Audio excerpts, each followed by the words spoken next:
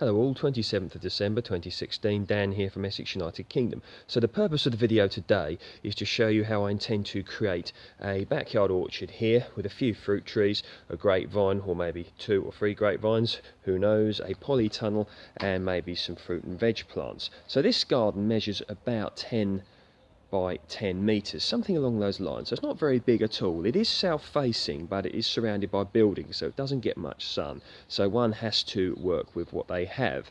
So just a quick tour what we've got here. So these were some Sumac trees, S-U-M-A-C.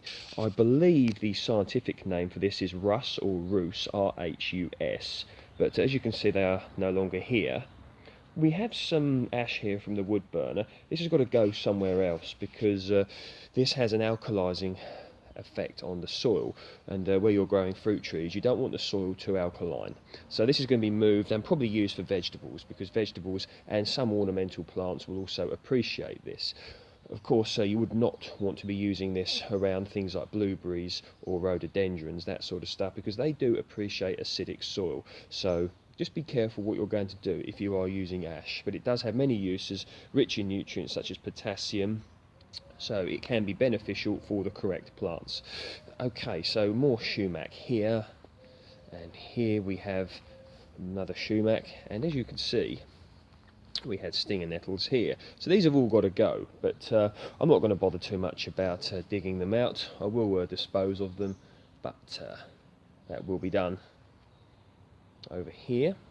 So with regards to when you're choosing what to put in your backyard orchard, there's a certain few things you need to be thinking of. Of course, you need to be thinking about the climate that you live in. There'd be no good, for example, trying to put a coconut tree outside here in the UK or something along those lines. Same if you're living in a tropical area, you would need to be choosing a plant or a tree that's suitable for your climate. So if you're in a tropical country, something like a grapefruit or a mango would be great, but not so good here.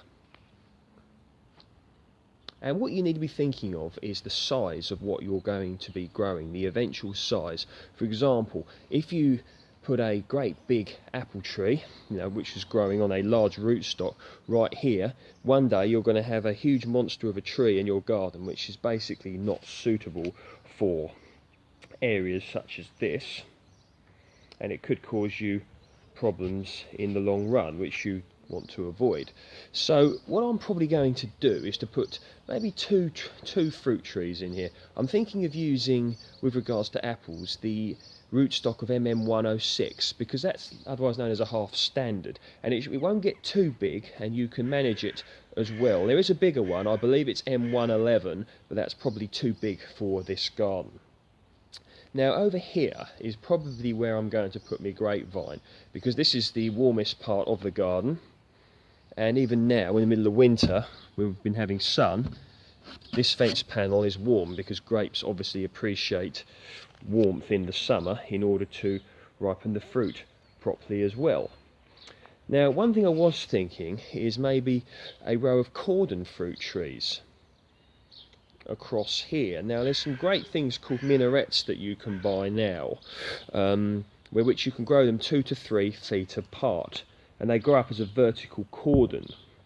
So what you can have is loads of different varieties in a small space. So that really can be fantastic, and you can actually grow them in tubs as well.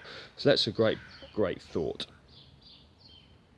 But I'm thinking of different varieties of apple, that sort of thing. I mean, with regards to apples, a great one is James Grieve. I do really like the variety James Grieve. It's a Scottish variety, and it can be tolerant. It's tolerant of wet sort of weather and that sort of thing, and it's a very nice apple, and early in its life it can be used as a cooking apple as well, so it can be dual purpose.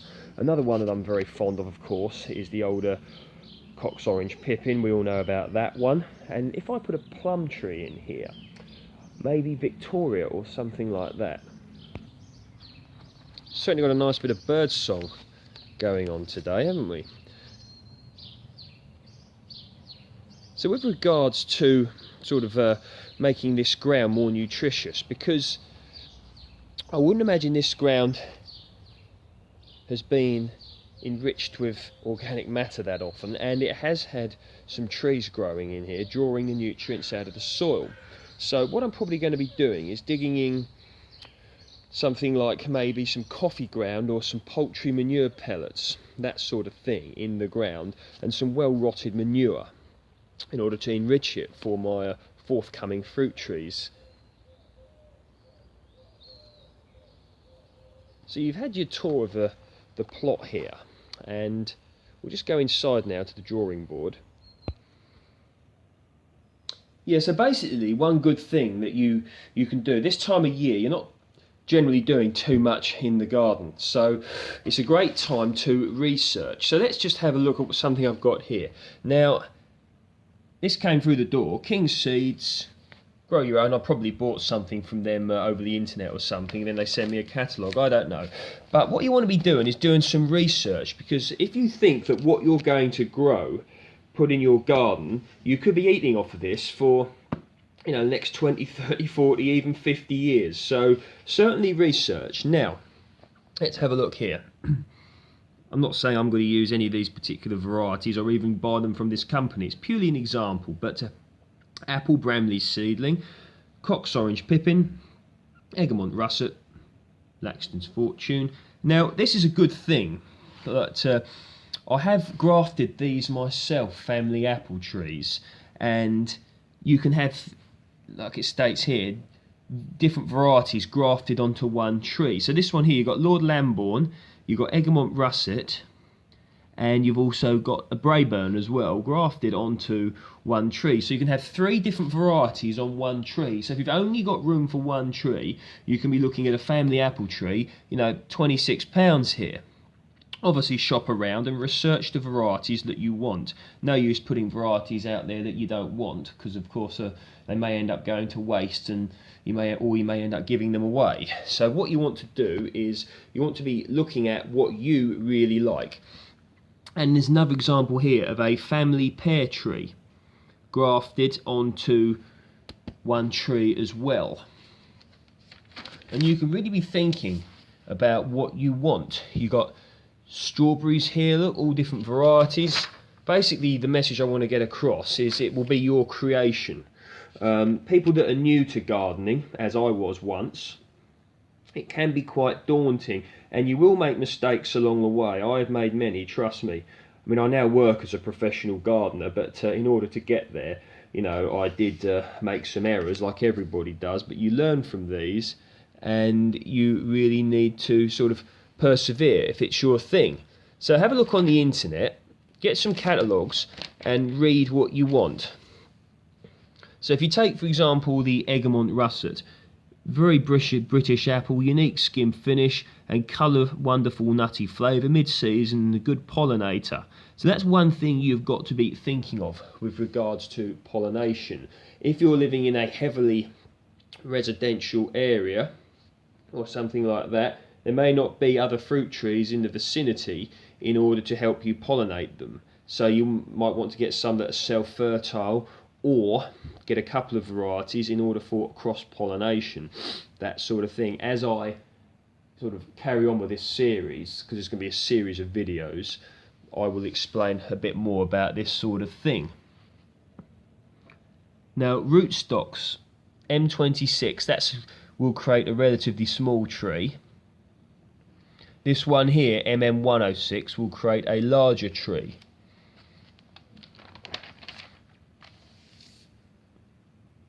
All different things you can consider growing. Medlars, figs, greengages, quinces. Now, they've even got lemons now, hardy down to -3. Peaches. If you're going to grow peaches, please check out my video, how to prevent peach leaf curl.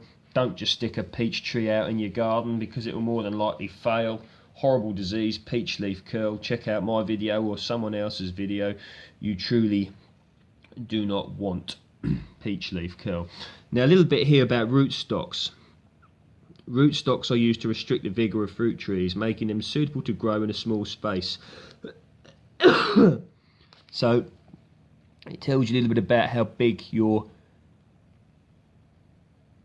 eventual tree will be. Of course, it will also depend on soil quality. I mean, if you've got really poor quality soil, you want to be, getting a bigger rootstock. But if you've got great quality soil and you go and stick a bigger rootstock in it, you could end up with a monster of a tree. So the secret of this is to research heavily everything that you're going to put in your garden and think. It's a great project to be involved in. I intend to take you along with me on my journey of getting this into a productive backyard orchard. So King Seeds is a good one. Pomona Fruits is a good one. Ken Muir is a good one. A website I found very good. Blackmoor Nursery is a good one. Mail order trees, and of course eBay. I'm not recommending any of these companies in particular, but just check them out, do your research, and if you can create your own backyard orchard, or even if you just want to put a couple of fruit trees in, do it. Okay, I hope this video has been helpful, and I intend to set the first fruit tree within the next week, so there will be a video coming up about that. All the best, speak soon.